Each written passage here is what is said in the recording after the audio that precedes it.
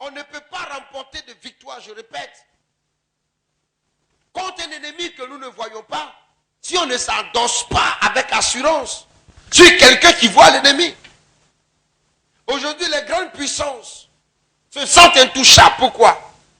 Pas parce qu'elles ont une armée trop forte, mais elles savent qu'elles ont une chose, la bombe nucléaire. À cause de cette bombe, elles savent qu'on ne peut pas la toucher, cette nation. La foi des grandes puissances, ce n'est pas forcément en Dieu, mais c'est en leur puissance militaire. Ils sont tranquilles, ils savent qu'ils sont intouchables. On ne peut pas les attaquer jusqu'à les vaincre. Parce qu'à la dernière minute, il y a quelque chose qui peut enclencher. Nous, chrétiens, nous devons comprendre qu'il y a quelque chose que nous avons. Et je ne dirais même pas quelque chose. Nous avons quelqu'un avec nous qui a dit tout pouvoir lui a été donné dans le ciel et sur la terre. Et qui nous a donné tout pouvoir afin que nous marchions sur toute la puissance de l'ennemi et que rien ne puisse nous nuire. Mais il faut-il encore avoir confiance en ce qu'il a dit. Parce que la foi, c'est la confiance. C'est la confiance. Écoutez, allons en Hébreux chapitre 1, 11, le verset 6. Le verset 6 dit, oh, sans la foi, il est impossible. Vous voyez, c'est compliqué. Oh, sans la foi, il est impossible de lui être agréable. Entendez, lui, Dieu. Pourquoi? Car il faut que celui qui s'approche de Dieu croit que Dieu existe. Nous sommes dans un combat, mais si nous ne croyons pas que Dieu existe, croire, ce n'est pas penser. Est-ce que vous me suivez? Je répète, croire, ce n'est pas penser. C'est réaliser. C'est réaliser. C'est réaliser. C'est pourquoi il y a beaucoup, pour pouvoir avoir la foi, matérialisent leur Dieu. Ils veulent voir. Ils matérialisent. Or, c'est quelque chose que Dieu n'aime pas. Parce que tout ce que tu prends pour matérialiser et représenter Dieu est créature de Dieu. Alors si tu me relèves au niveau de ce que j'ai créé, tu me rabaisses. C'est pourquoi il dit, à quoi me comparez-vous ou à qui me comparez-vous pour que je lui ressemble? Pour que je lui ressemble. Si nous nous approchons de Dieu, mes amis, croyons qu'il existe. Acceptons, pensons, et non, même pas penser, mais réalisons qu'il existe. Le problème, c'est que souvent nous venons à l'église. Nous croyons que le pasteur est là. Mais nous ne croyons pas que Dieu est là. Au point que le pasteur, son absence est égale à l'absence de Dieu. Mais écoutez, mes amis, ce temps durera plus que moi. Je vais mourir certainement, ma dépouille ne va même pas rentrer ici. On va m'enterrer, on va faire une veillée peut-être dans mon quartier. Vous allez faire un culte simple. Mais après moi, quelqu'un viendra pour continuer le ministère. Alors mon absence ne peut pas être synonyme de l'absence de Dieu. Nous tous, nous devons croire et accepter que Dieu existe. Qu'un être supérieur existe. Il est tout puissant, il est capable de miracles, il est capable d'agir. Ce n'est pas du vent, mais c'est un être. Quelqu'un qui est capable de toucher, quelqu'un qui est capable de parler, quelqu'un qui est capable, n'est-ce pas, de faire bouger des situations et que nul ne peut lui résister. Il a dit en Ésaïe, avant toute chose, je suis Dieu. Au commencement, je suis Dieu et il n'y a personne qui me ressemble. C'est moi qui ai dit ces choses, c'est moi qui les ai prédits et c'est moi qui les ai accomplis. J'ai fait le ciel et j'ai mesuré le ciel avec la paume de ma main. J'ai fait la terre et ce sont mes chaussures. Alors cet homme, il faudrait que nous pensions et que nous croyons qu'il existe. Ce n'est pas de l'utopie. Moi, je suis un témoin vivant de son existence. Avec tout ce que je sais, avec tout ce que j'entends, si Dieu n'avait pas été avec moi, vous m'aviez déjà enterré. Empoisonné ici avec bulle de caïman. Un poison qui ne fait durer que, qui dure seulement que 3 heures et tu meurs. J'ai fait 12 jours avec et je vous prêche encore l'évangile. Parce qu'il existe, parce qu'il est capable. Dans le combat spirituel, il faut que tu saches que celui qui est avec toi est plus grand que celui qui est dans le monde. Que tu comprennes qu'il est... Non, en fait, c'est une réalité que je veux que nous ayons. Et je parle de nous tous. Très souvent, on abandonne la vérité de son existence. Et nous allons avec nos muscles au combat. Mais il te voit, toi tu ne le vois pas. Comment est-ce que tu peux le vaincre? Israël était dans la vallée, en train de combattre, essayait même de combattre les Philistins. Goliath est sorti, mais Israël comptait sur son armure. Goliath est sorti, Israël comptait sur sa bravoure. Alors Israël ne pouvait pas vaincre. Un petit est arrivé, il a dit non, vous faites mal. Le combat dans lequel nous sommes n'est pas le nôtre, mais il est, n'est-ce pas, l'Éternel des armées. On n'a pas dit l'Éternel de l'armée, il est l'Éternel des armées. C'est que tout ce qui est armé, c'est Dieu qui domine. Si c'est une armée ennemie, c'est Dieu qui domine. On n'a pas dit l'Éternel de l'armée pour dire qu'il n'a qu'une seule armée, mais toute armée qui existe est contrôlée par l'Éternel. C'est pourquoi lorsque nous ne sommes pas sanctifiés, l'Éternel peut utiliser l'armée de l'ennemi pour nous vaincre. Nous sommes dans les derniers temps. Ne figurons pas à l'église. Je vous en prie. Ne figurons pas. Ce n'est pas une affaire où je suis de passage dans un endroit. Ce que tu vis, je disais à quelqu'un hier soir que le christianisme n'est pas une religion. Mais c'est un système de vie. Aide mon fils. C'est un système de vie. C'est un système de vie. Si nous nous approchons de Dieu, nous devons savoir d'abord, quand nous nous approchons de lui, qu'il existe. Est-ce que quelqu'un sait que Dieu existe? Non, ce n'est pas une proclamation. Est-ce que du fond de ton cœur, tu sais? Parce qu'il a dit, Dieu est esprit.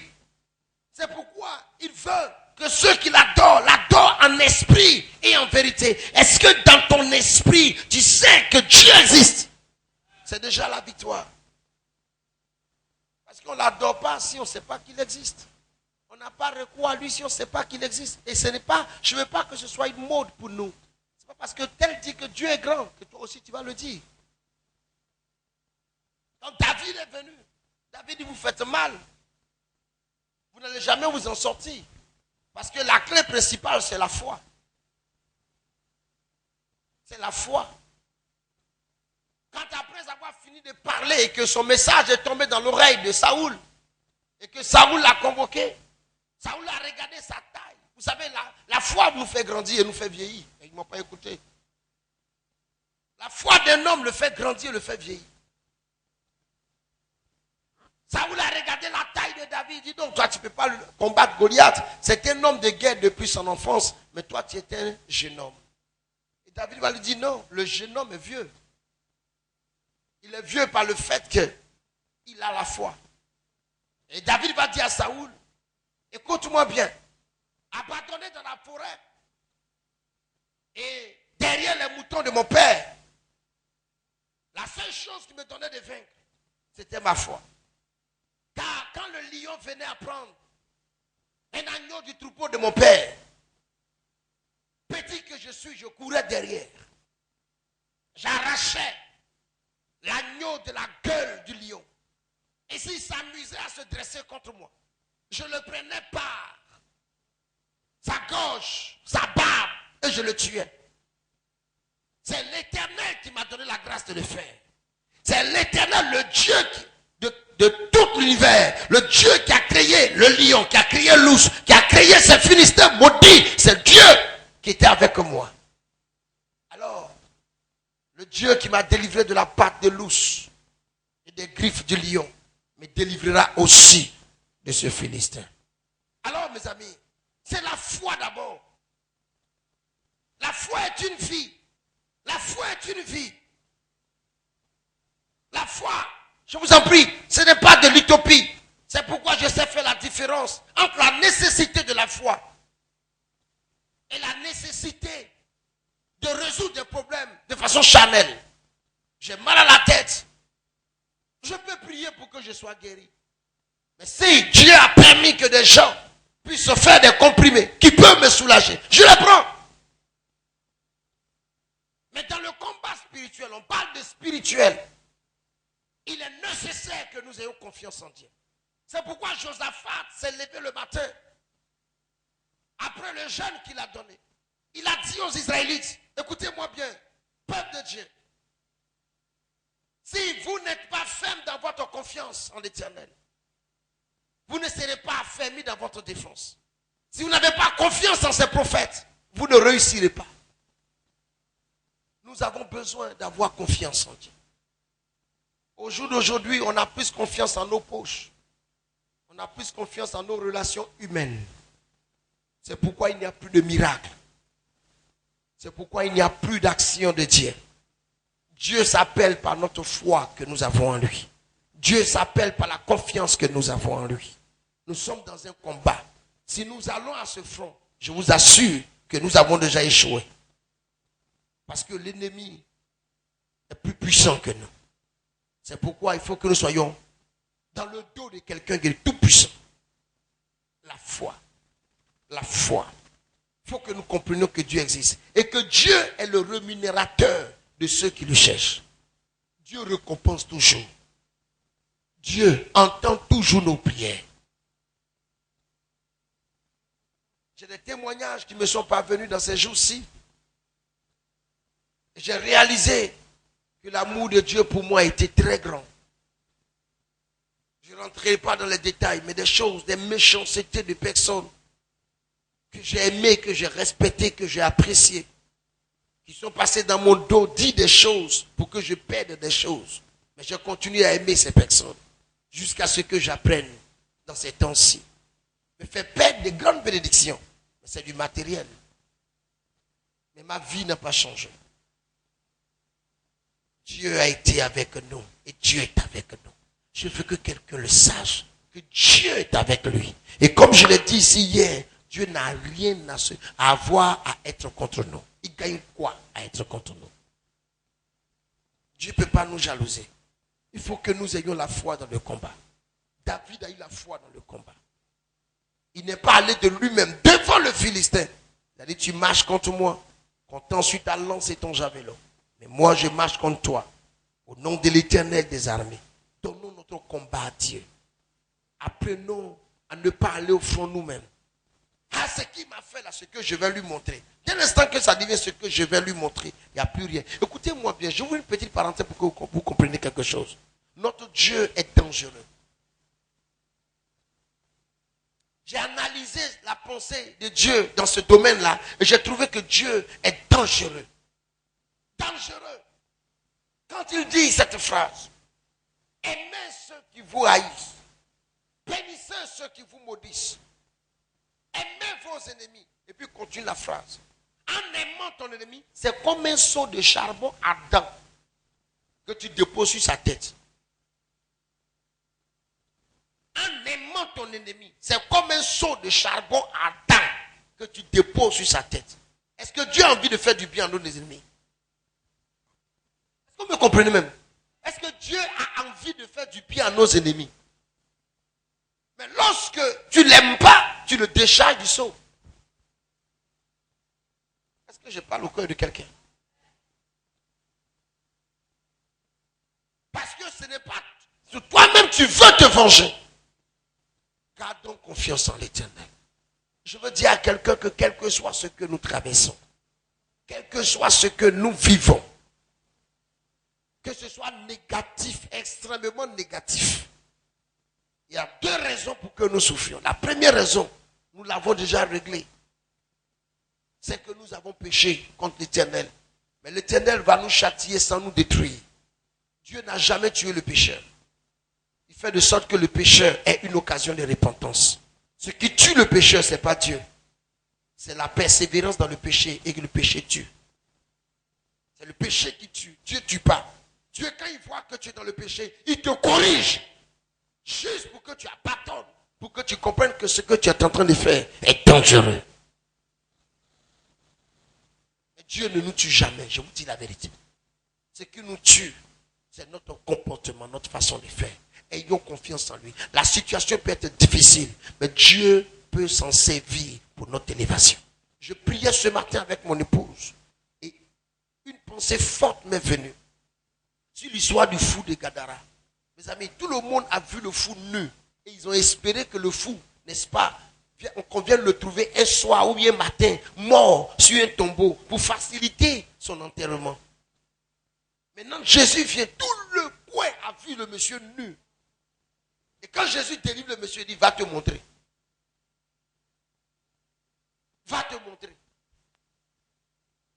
Ce qui a été l'objet de sa honte, c'est ce que Dieu utilise pour sa gloire. Ah, c'est pas le monsieur qui était nu là, mais il prêche Jésus aujourd'hui. Il a quelque chose pour l'introduire. Écoutez-moi très bien ce soir. Notre situation difficile est une introduction. Dieu ne peut rien avoir contre nous. Dieu n'a jamais été contre nous et il ne sera jamais. Et la victoire qui triomphe du monde, c'est notre foi. Il y a des situations qui arrivent. On veut abandonner. On veut même abandonner. Ce n'est pas vous seul qui rencontrez des situations difficiles. Même le pasteur que je suis. Par moment, tu veux abandonner. Tu te poses la question, mais où il est? Où est Dieu? Tu veux abandonner. Mais en même temps, comme il y a la sémence de Dieu en toi, tu dis, c'est bien sûr, un jour, il va faire. Un jour, il va faire. Et ça te donne la force de triompher du monde.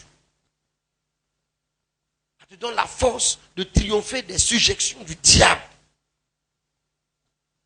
J'ai ouvert, par la grâce de Dieu, cette œuvre en 2005.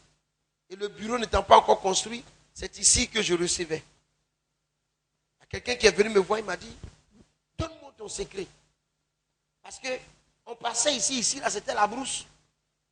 Et en quelques 2-3 mois, parce qu'on a conçu ça en 6 mois.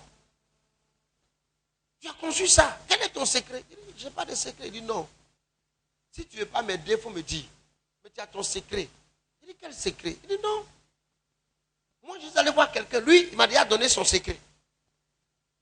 Et ça, c'est pour que, quand je parle, la puissance de Dieu se manifeste. Il m'a donné ça. Maintenant, moi, je viens te voir pour que tu me donnes le secret, pour que rapidement, je construise l'église comme tu as construit. J'ai dit, tu vas vite mourir. Je lui ai dit, tu vas vite mourir. Parce qu'il n'y a pas plusieurs secrets. Il y a un seul secret. La puissance de celui qui t'envoie. La confiance que tu mets en celui qui t'envoie. Parce que nous ne pouvons pas faire l'œuvre de Dieu. Il nous utilise pour faire son œuvre. Celui qui a la sémence de Dieu en lui, il triomphe du monde. Par sa foi.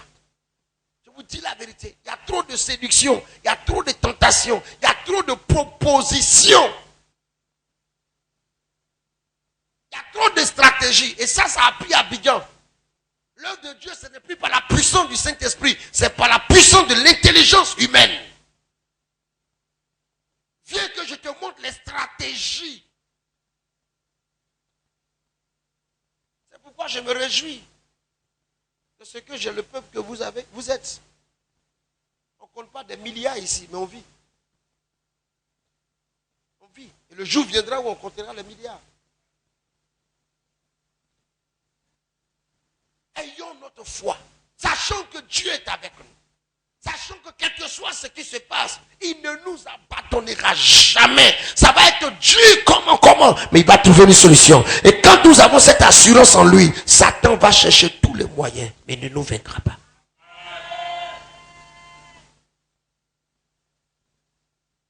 Donc dans un nid de trou, dans un nid dans un poulailler, c'est pas un problème.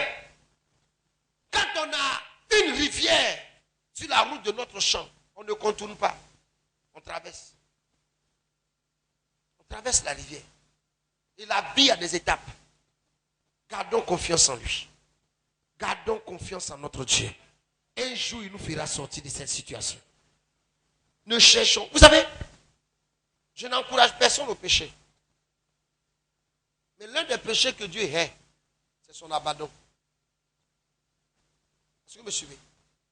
l'un des plus graves péchés que Dieu hait, c'est son abandon. C'est-à-dire qu'on l'abandonne pour autre Dieu. Parce qu'on se dit que lui n'est plus capable. Et puis on va vers un autre Dieu. Il détruit le Dieu là. C'est-à-dire que vous pouvez aller faire des adorations. Ceux qui ne connaissent pas Dieu, quand ils vont faire ces adorations, ça marche pour eux. Ceux pour qui Dieu n'a pas un programme particulier, quand ils vont faire ces adorations, ça marche pour eux. Mais toi, tu vas aller, le marabout lui-même, il va te chasser.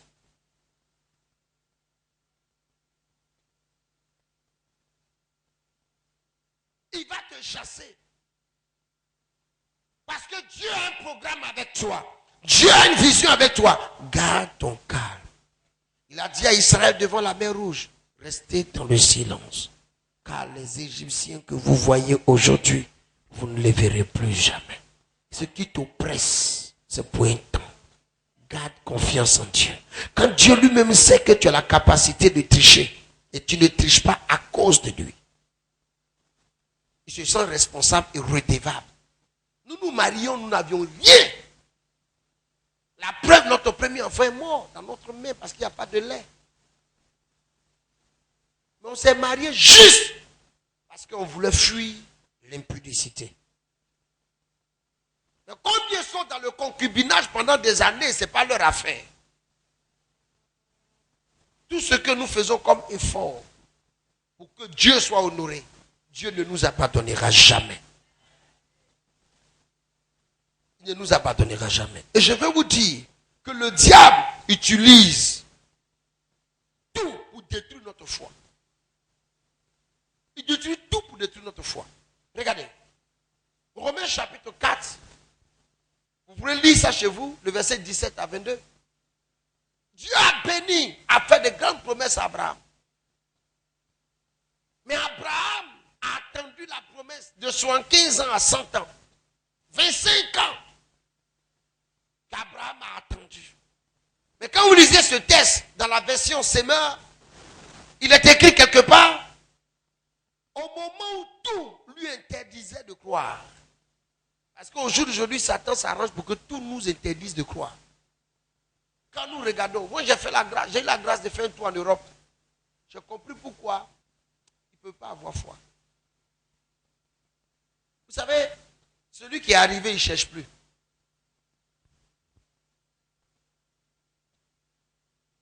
Celui qui est arrivé, il ne cherche plus. Quand vous regardez leur système de vie, vous regardez le luxe dans lequel ils sont, vous regardez même l'atmosphère, c'est propice à la bonne santé.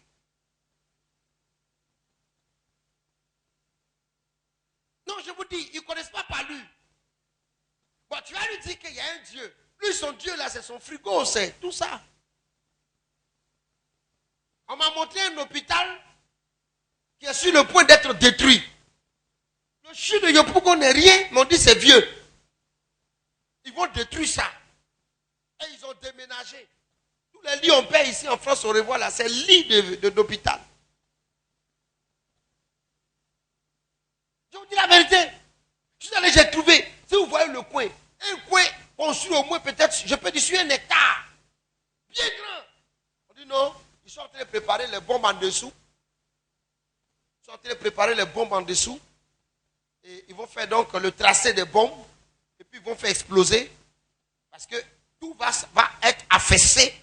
Ça va rentrer dans un trou. Ils vont couvrir le trou là. Et puis tout ce que tu vois comme grande construction, et c'est des étages, hein, tout ça, ça va rentrer dans la terre. Ils vont fermer. Et puis ils vont utiliser l'espace là pour faire autre chose. Mais entre-temps, ça le construit, même chose comme ça, 2 fois ailleurs. Il est malade, son cœur n'est pas bon, on fabrique cœur, on met dedans. Bon, Dieu est où? Il n'a qu'à avoir foi. Donc tout nous interdit aujourd'hui de croire. Tu as besoin d'une grande information, tu n'as pas besoin de voir le pasteur aujourd'hui pour dire donne-moi une parole de connaissance. Tu vas sur Google. Google. Tu as l'information. Même si tu veux l'information sur le prophète Nicolas, tu pars. Mon nom sort. Ma photo sort. Avant-hier, nous étions quelque part, et puis, ça m'a touché. Moi, c'est des choses qui semblent être simples, mais on voit ce que le diable fait pour qu'on ne croit plus en Dieu. Le jeune homme dit, maman, donne-moi ton numéro. Elle lui donne le numéro. Elle a bipé avec son téléphone. Quand ça a sonné chez le monsieur, les deux ne se sont pas vus pour échanger les noms. Ma femme ne lui a pas donné son nom. Mais quand le numéro a sonné chez lui, c'est le nom de ma femme et sa photo, tout ça qui sont sortis. Les deux ne se sont jamais rencontrés. C'est quelle histoire ça? Il a un logiciel dans son appareil. Et puis ça sort. Et puis c'est lui qui dit le nom de ma femme. Comme ça, on croit en Dieu comment? Aujourd'hui, ils sont en train de fabriquer la chair. Ils veulent prendre le pétrole pour fabriquer la chair. Juste pour qu'ils puissent créer l'homme.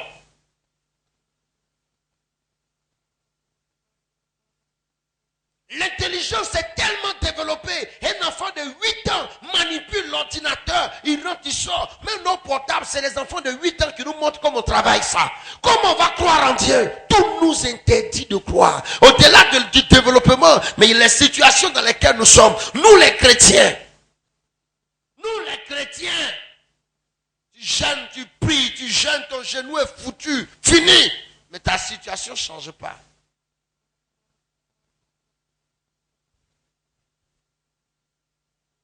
Est en train de nous interdire de croire à l'existence de Dieu.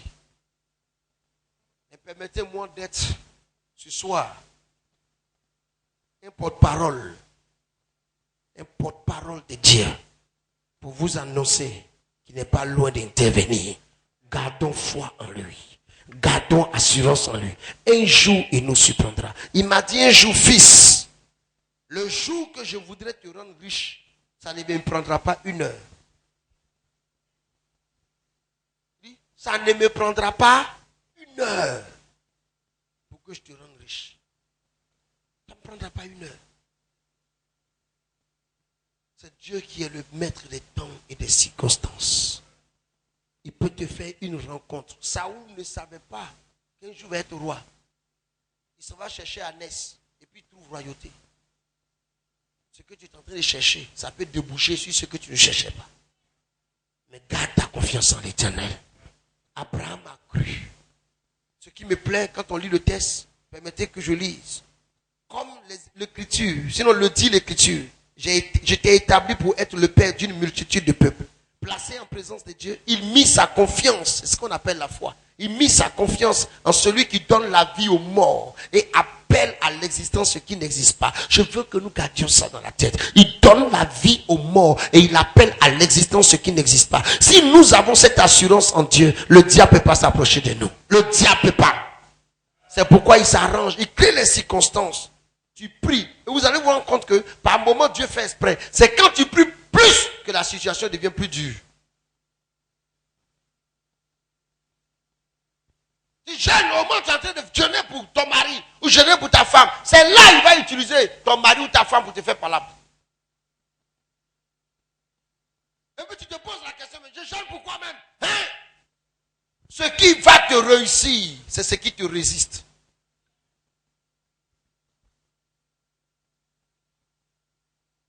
La foi. Est-ce qu'on peut pousser un peu aujourd'hui? Sinon, je ne vous donnerai pas toutes les clés. La foi. La foi. La foi, mes amis. Ayons confiance. Vous savez, au village, ce n'est pas l'argent. Ce n'est pas la forme.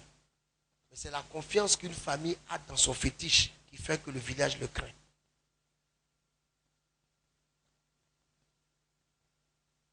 Depuis, j'ai commencé à comprendre ça en profondeur. Quand je prie, je n'ai pas de problème. Si je prie pour un malade, je n'ai pas de problème. Il a dit que si j'impose la main, le malade va être guéri. C'est ce qu'il a dit. Vous savez, on ne marche pas avec quelqu'un pour sa taille, pour sa forme, ni pour ce qu'il a, ni pour ce qu'il est, mais pour ce qu'il a dit. C'est pourquoi à la mairie, ce sont les échanges de vœux. On dit vœux. Et souvent, comme nous, on n'est pas bon, on a fini d'échanger vœux. J'ai un fils ici qui a chanté. Au moment où on lui dit d'échanger les vœux, il a chanté. Chaque fois, je lui rappelle la chanson. Quand il vient se plaindre de sa femme, je lui rappelle la chanson. Je la prends comme épouse.